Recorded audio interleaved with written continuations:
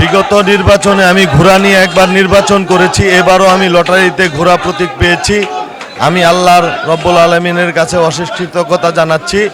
আগামী দিনে আমি ঘোড়ার মার্কায় নির্বাচন করব। ময়মনসিংহ সদরবাসীর কাছে আমি ঘোড়া প্রতীকে ভোট কামনা করছি। না, অবশ্যই এটা আমার একটা কাঙ্ক্ষিত মার্কা, যেহেতু ঘোড়াটা চেয়েছি, সেই মার্কাটা পেয়েছি। আমি অসম্ভব খুশি এবং আমার চরাঞ্চল থেকে শুরু করে এই সদরবাসীর অনেকের চাওয়া ছিল আমার কাছে যেন আমি ঘোড়া প্রতীকটা নিয়ে নেই। জি।